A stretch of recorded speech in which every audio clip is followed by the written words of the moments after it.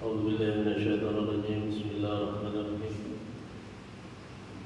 السلام عليكم ورحمة الله وبركاته. إن الحمد لله نحمده ونستغفره ونعوذ بالله من شرور أنفسنا ومن سيئات أعمالنا. من يهده الله فلا مضل له وما يضلل فلا هادي له. Alhamdulillah, hari ini 17 Ramadan kita kembali diberikan Allah kesehatan, keafiatan untuk sama-sama melaksanakan sholat subuh berjamaah di Masjid Al-Zikra, dan kita lanjutkan sama-sama untuk belajar dan menggali sirah nabawiyah. Salawat serta salam tak lupa kita aturkan kepada junjungan kita Nabi Muhammad SAW, kepada para sahabat, para tabi'in, para zuriat, para keluarga Rasulullah, serta orang-orang yang istiqomah dengan risalah Nabi Muhammad SAW hingga yaumul qiyamah. Baiklah, hari ini 17 Ramadan ini ada dua peristiwa penting yang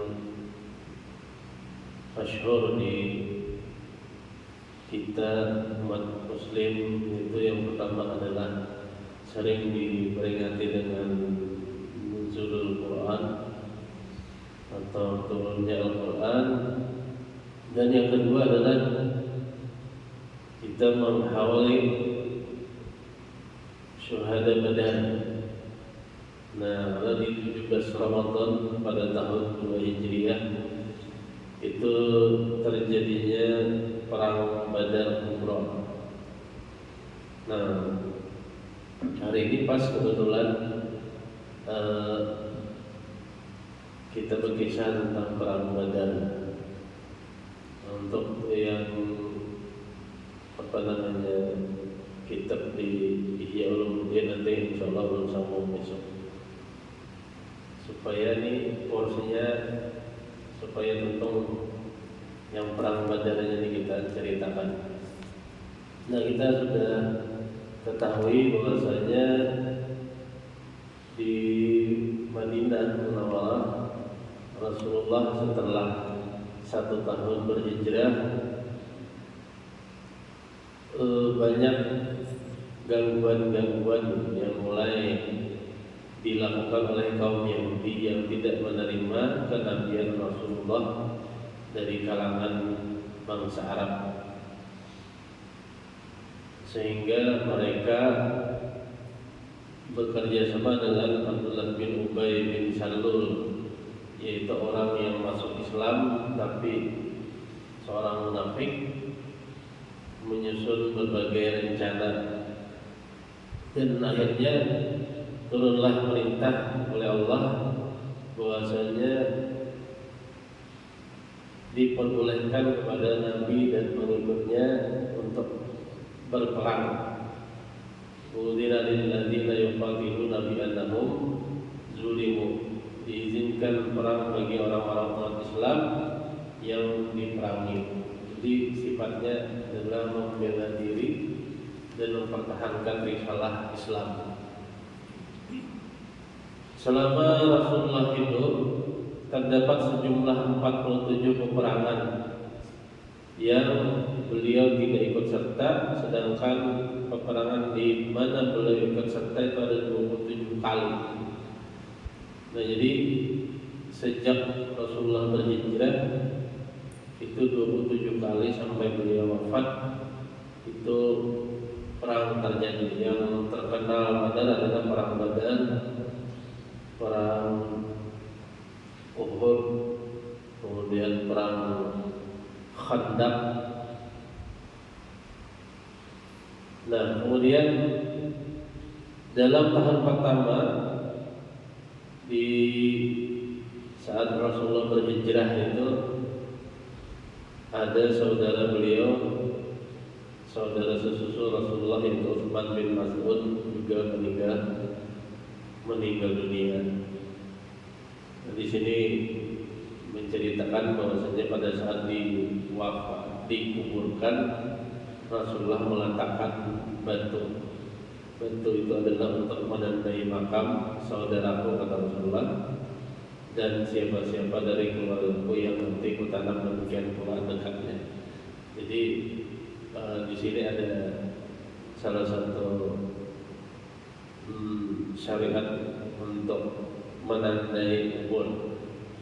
Walaupun kalau membaca penjelasan ini nanti bisa kita tak salah paham. Misalnya ada orang mengolah batur, ada orang mengolah bangunan di atas kubur kubah. Nah, jadi ini ada selalu bacakan karena ini sudah ada pendapat dari imam dan beberapa ijtihad kias dari para alim ulama. Insyaallah apa yang ada di wadah kita ini bagus saja sudah. Yang penting jangan sampai kuburan itu dijadikan tempat sesembahan. Kalau untuk dalam rangka mengingat kematian, kemudian mengambil hikmah dari perjalanan seorang yang alim, insyaallah sangat baik dalam rangka ziarah kubur, yaitu zikrul maut, mengingat kematian. Kemudian pada saat di Madinah inilah turunnya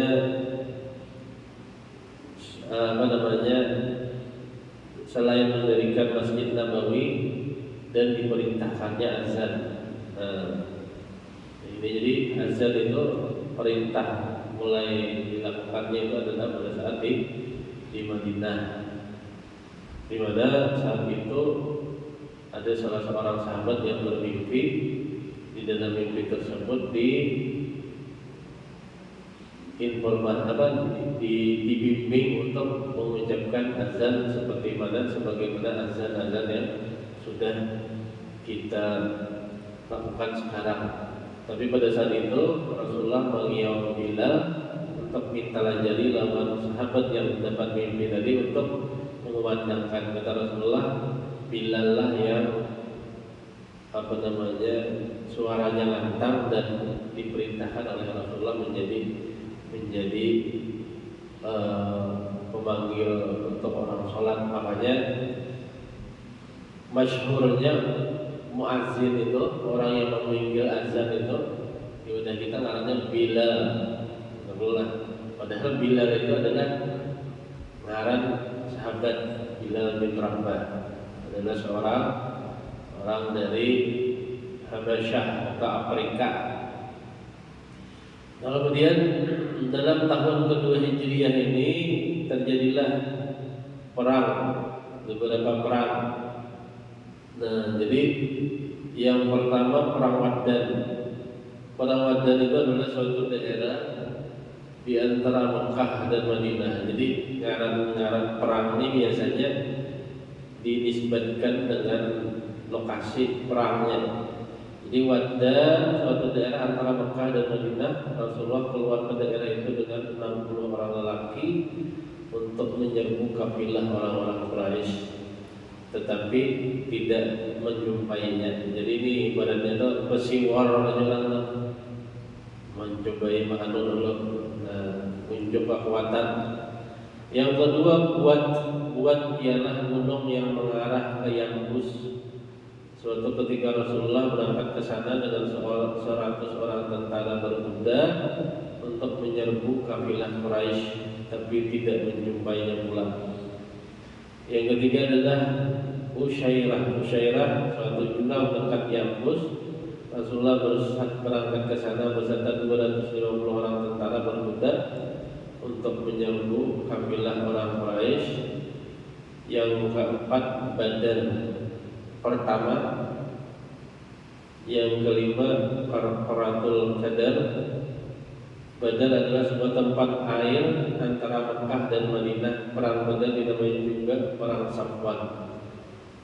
Nah, kemudian Qaratul Qadar ini tempat di dekat kota Madinah. Jadi di sekeliling kota Madinah Apalagi bila kita umrah dikunjungi banyak tempat-tempat yang bersejarah. Kemudian dalam tahun itu pula terjadi perang Badar besar. Ini yang antara pasukan Muslim 313 orang melawan pasukan Quraisy dari Mekah yang 1000 orang. Nah, kemudian perang Sawiq ialah apa?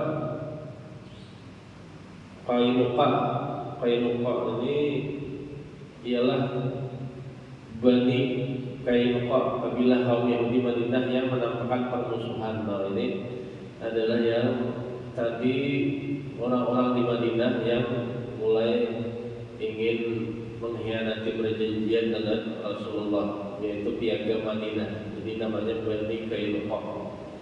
Dan ada sawiq. Sawiq itu adalah makanan lunak yang dibuat daripada tepung syair dan gandum yang halus. Suatu ketika Rasulullah bersama-sama sahabat sejumlah 200 orang tentara berkuda mendengar dan mengetahui bahwa Rasulullah berangkat keluar untuk memerangi mereka, larilah mereka semuanya. Perang itu disebut perang Sawiq. Sebab ketika Rasulullah menyerbu mereka, lalu mereka sama lari dengan meninggalkan makanan Sawiq tadi. Nah, maksudnya agar ringan beban mereka untuk melarikan diri. Nah, jadi ini adalah peperangan yang terjadi sebelum perang Badar besar. Kemudian perang Badar. Perang Badar ini sebenarnya awalnya adalah niat dari kaum muslimin, khususnya kaum muhajirin. Jadi kaum muhajirin ini adalah orang-orang yang berhijrah ke Madinah, dari Mekah ke Madinah. Jadi sebenarnya ini perang Badar ini awalnya itu urusan buhan Madinah nih. Dalam rangka apa? Dalam rangka hendak mengambil harta-harta yang sudah dirampas oleh para kaum kafir Quraisy di Mekah. Jadinya hendak mencegat rombongan Abu Sufyan yang menjuali harta-harta kaum muslimin yang menuju negeri Syam. Itu aja sebetulnya awalnya. Jadi kada hendak perang kada. Jadi Abu Sufyan itu kan membawa kabilah dagang, yaitu membawa harta para kaum muslimin yang menjutani dari ibadah diambil.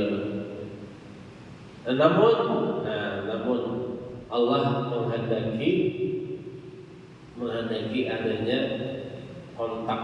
Kontak ini dalam artian untuk bahwasanya menjaga marwah kaum muslimin.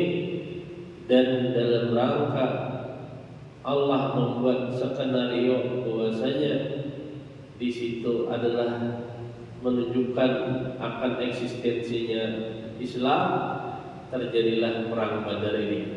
Tapi sebenarnya, kalau kita melihat di surah Al-Anfal, sebenarnya para orang-orang Badar syuhada, para orang-orang yang mengikuti perang Badar ini awalnya pada hendak. Jadi saat itu hendak mencegah mengambil makanan, harta benda yang dibawa oleh Abu Sufyan. Abu Sufyan ini belum masuk Islam lagi. Abu Sufyan ini masuk Islam pada saat Fathu Mekah, ya, pembebasan kota Mekah. Jadi akhirnya apa? Akhirnya pada saat itu ditanya kepada para sahabat, modelnya itu diadakan jajak pendapat. Jadi diadakan jajak pendapat, wahai para sahabat, terkhusus para kaum muhajirin. Ini ada dua pilihan nih. Satu, kita pilihan mencegat kafilah dagangnya Abu Sufyan.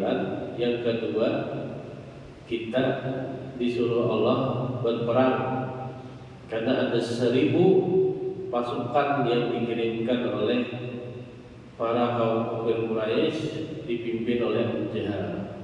Nah, di dalam cara kita buka Al-Quran di surah Al-Anfal itu surah Badar. Jadi itu khusus bercerita tentang perang Badar. Bahwasanya di sana kaum muslimin itu kayak merasa terpaksa awalnya. Kenapa? Karena ini disuruh akhirnya berperang. Padahal hati bukannya ini paling nyaman itu ya jakanya kamu tuh bertamu kafilah dagang diambil belikan gitu nah. Jadi musyawarah ini awalnya membuat para sahabat yang menuju Badar itu merasa ada keraguan dan tidak nyaman hati. Nah, tapi saat itu berkatalah para diwakili salah seorang sahabat itu, Miqdad bin Umar, mengucapkan sumpah setianya pula kepada Rasulullah sebagaimana dia mengumpamakan bahwasanya kami ini bukanlah seperti kaum Bani Israel yang mana disebutkan di dalam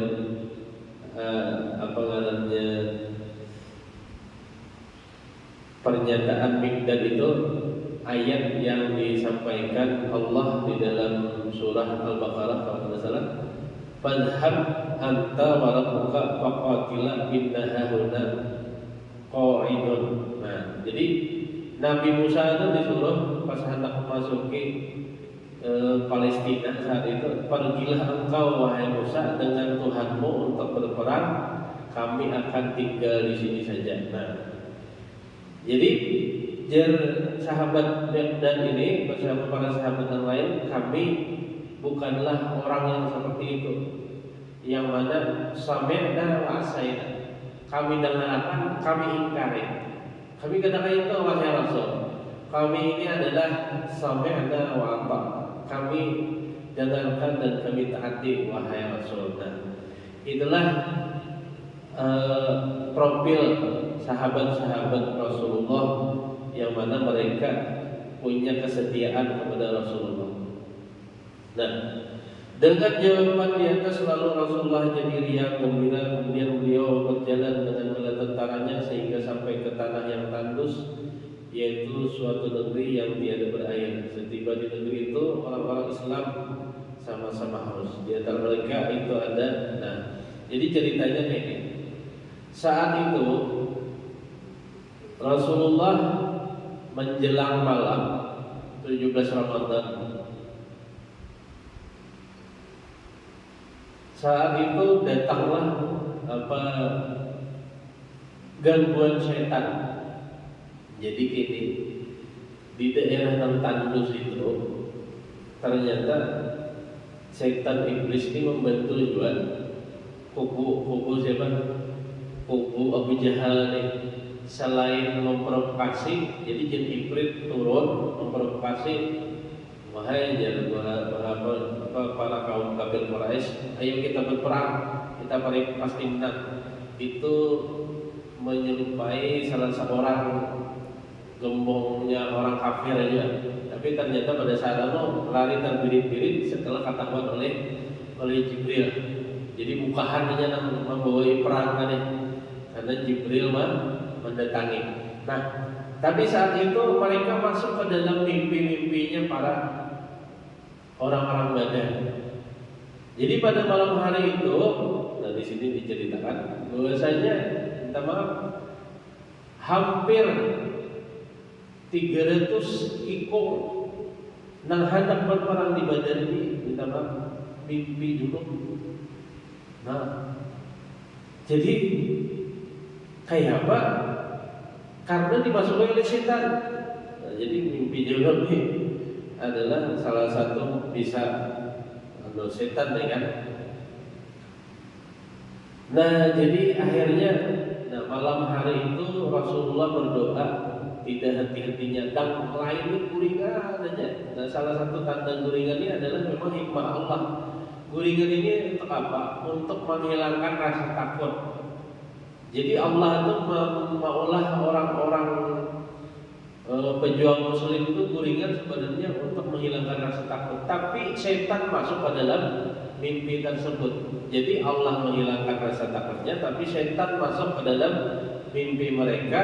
Akhirnya mereka pada saat terbangun bingung kayak apa nih, sedangkan sudah termimpi janabah.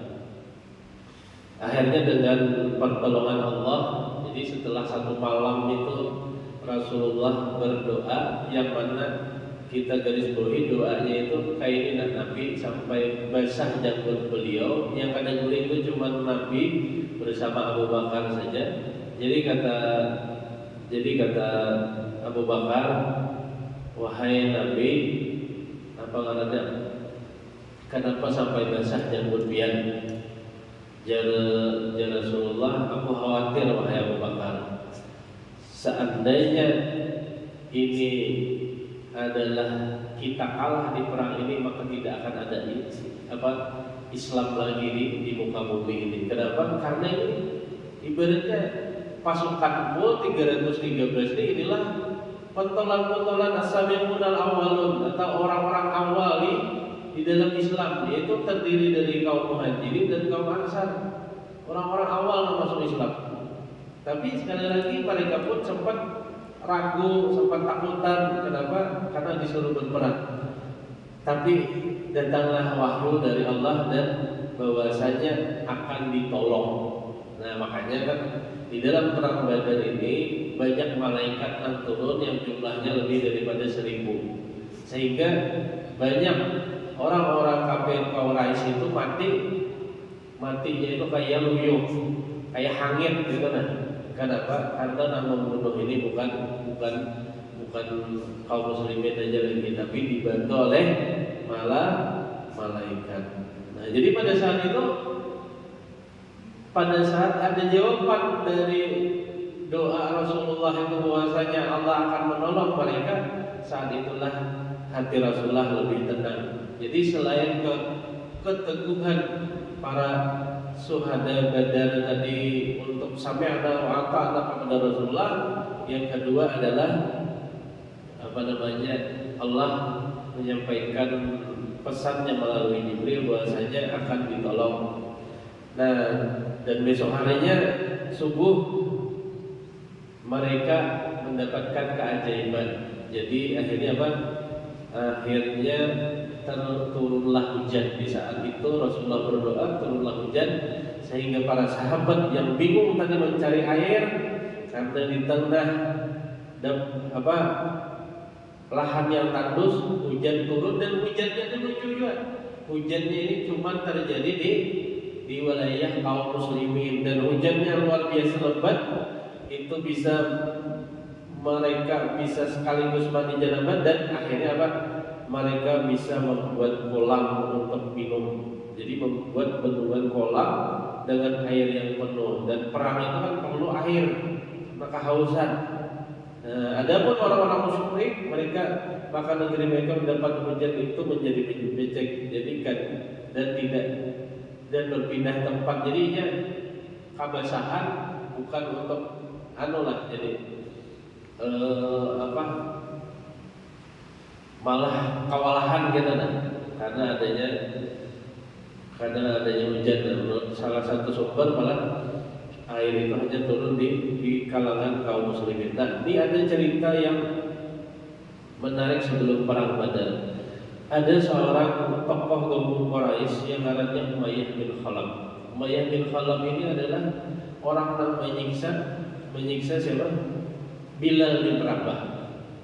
Jadi Umayyah bin Khalaf ini awalnya kada hendak pulang perang, karena ini sudah disampaikan oleh sahabat bahwasanya jar Nabi hikam itu disambat oleh informasi dari Sa'ad bin Mu'az bahwa menurut Nabi dia akan terbunuh di medan tempur. Nah, jadinya waktunya menyiksai bubuhan kaum muslimin itu wah Rasulullah tuh bersabda itu nah. Hati-hatilah hikam lah ibaratnya nah. Hikam itu akan terbunuh di medan tempur. Nah, Umayyah bin Khalaf ini antara percaya lawan kada, tapi gara-gara dia terbayang-bayang kata-kata tersebut, ia akhirnya memutuskan kada hendak empat perang. Jadi sebetulnya Umayyah bin Khalaf ini waktu dibawai Abu Jahal dan kawan-kawan itu ada maunya karena takutan bahwasanya sabda Rasulullah itu muncul. Tapi ternyata ia ini disabati banjir oleh bubuhan Abu Jahal dengan cara apa? Dengan cara dianui tumpah di sini ada kata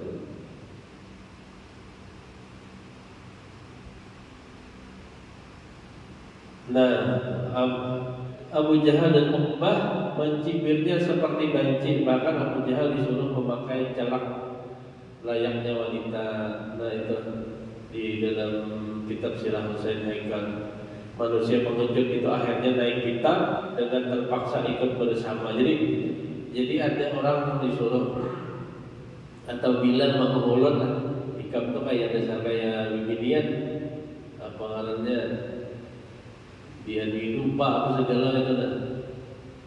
Akhirnya Umayyah bin Khalaf ini karena tersinggung tulaklah juga ke perang Badar dan akhirnya Umayyah bin Khalaf bersama Abu Jahal dan 70 orang lelaki dari kaum kafir Quraisy terbunuh di medan Badar.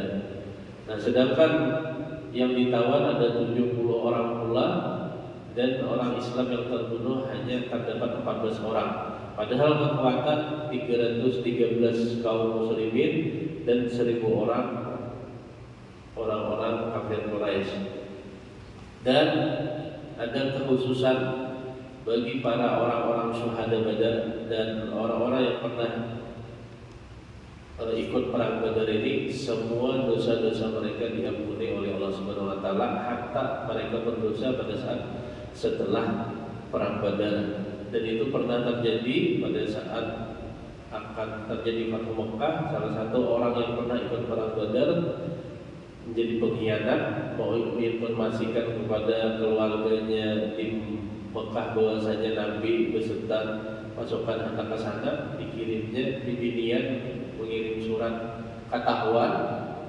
Nah, tapi karena ya Rasulullah orang ini adalah orang yang pernah ikut di perang Badar, dimaafkan. Padahal jadi pengkhianat itu seharusnya dibunuh orang. Nah, itulah keistimewaan orang-orang yang berperang di perang Badar.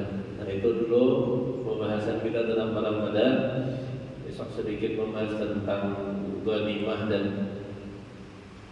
cerita, kisi-kisi cerita yang lain dari perang Badar.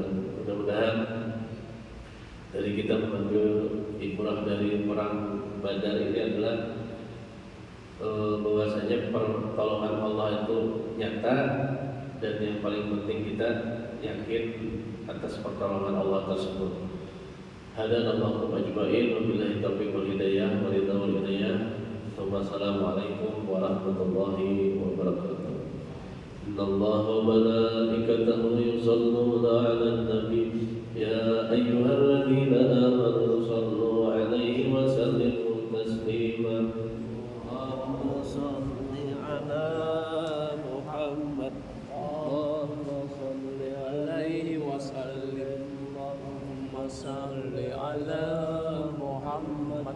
Allahumma shalli 'alaihi wa sallim. Allahumma shalli 'ala Muhammad Rasulullah.